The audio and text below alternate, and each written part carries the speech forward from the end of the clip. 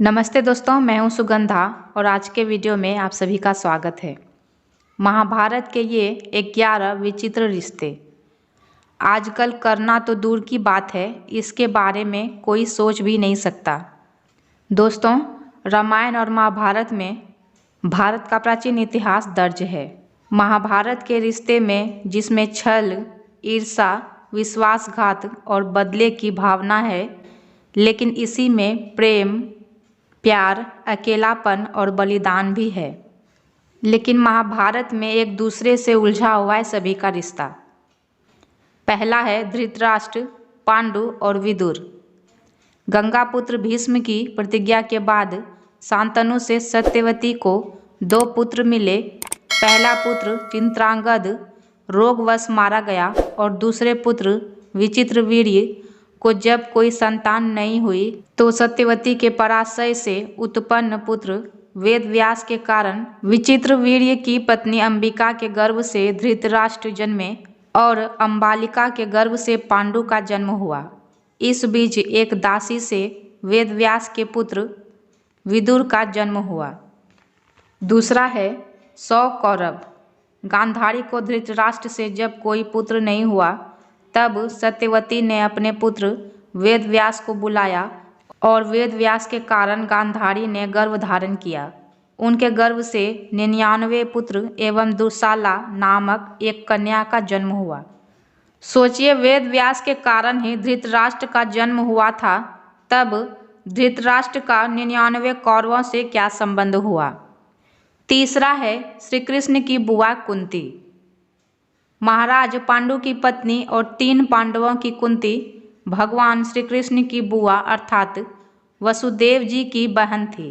कुंती को कुंवारेपन में ही महर्षि दुर्वासा ने वरदान दिया था, जिसके चलते वह किसी भी देवता का आवाहन करके उनसे संतान प्राप्त कर सकती थी। आजमाने हेतु उन्होंने सूर्य का आवाहन किया और कर्ण को जन्म दिया। कर्ण को उन्होंने नदी में बहा दिया था।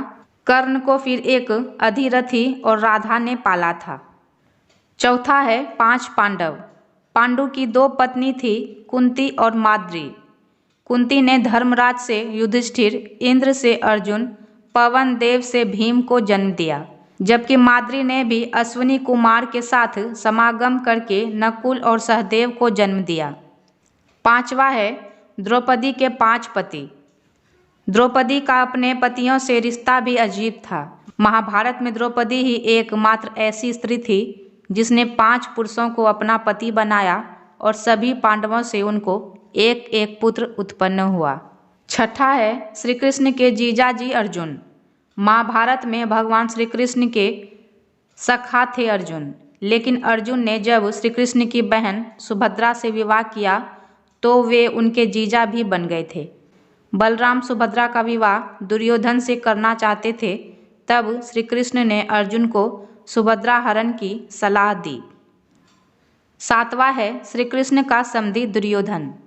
श्री कृष्ण की 8 पत्नियां थी, जिसमें से एक का नाम जामवंती था। श्री कृष्ण और जामवंती के पुत्र का नाम सांब था। इस सांब ने दुर्योधन की पुत्री लक्ष्मणा से विवाह कर लिया था।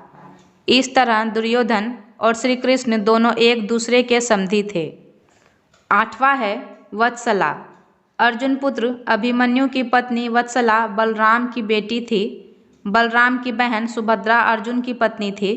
सुभद्रा के पुत्र अर्जुन ने बलराम की बेटी वत्सला से विवाह किया था। अभिमन्यु का एक विवाह महाराज विराट की पुत्री उत्तरा से भी हुआ था। अब सोचिए सुभद्रा बलराम की क्या हो गई। 9वां है युयुत्सु। धृतराष्ट्र का एक बेटा युयुत्सु भी था। युयुत्सु एक वैश्या महिला का बेटा था। दरअसल धृतराष्ट्र के संबंध एक दासी के साथ थे, जिससे युयुत्सु पैदा हुआ था। युयुत्सु ने अंतिम समय पर पाला बदलकर पांडवों का साथ दिया था। 10वां है इरावन की पत्नी बने श्री कृष्ण। अर्जुन के बेटे इरावन ने अपने पिता की जीत के लिए खुद की बलि दी थी। बलि देने से पहले उसकी अंतिम इच्छा थी कि वह मरने से पहले शादी कर ले, मगर इस शादी के लिए कोई भी लड़की तैयार नहीं थी, क्योंकि शादी के तुरंत बाद उसके पति को मरना था। इस स्थिति में भगवान श्री कृष्ण मोहिनी का रूप लिया और इरावन से न केवल शादी की बल्कि एक पत्नी की तरह उसे विदा करते हुए रोए भी। 11वां है बुआ की बेटी से विवाह। भगवान श्री कृष्ण की 8 पत्नियां में से एक मित्रविंदा थी। एक दिन श्री कृष्ण वन विहार के दौरान अर्जुन के साथ उज्जैनी गए और वहां की राजकुमारी मित्रविंदा को स्वयंवर से वर लाए। मित्रविंदा अवंती के राजा जयसेन की बेटी राजकुमारी थी। उसके भाइयों के नाम विंद और अनुविंद थे। वे दोनों ही कौरवों के सभापति थे। पौराणिक मान्यताओं के अनुसार मित्रविंदा उनकी बुआ की बेटी थी। मित्रविंदा भगवान श्री कृष्ण को चाहने लगी थी। जब घर वालों को इसका पता चला तो उन्होंने उसका विवाह जबरन दुर्योधन से करना चाहा। दुर्योधन भी उससे विवाह कर अपनी राजनीतिक शक्ति बढ़ाना चाहता था, लेकिन ऐसा हो नहीं सका। श्री कृष्ण और बलराम को इसके लिए कौरवों और मित्रविंदा के भाइयों से युद्ध करना पड़ा था। मैं हूँ सुगंधा और मेरे चैनल का नाम है सुगंधा ज्ञान सुगंध।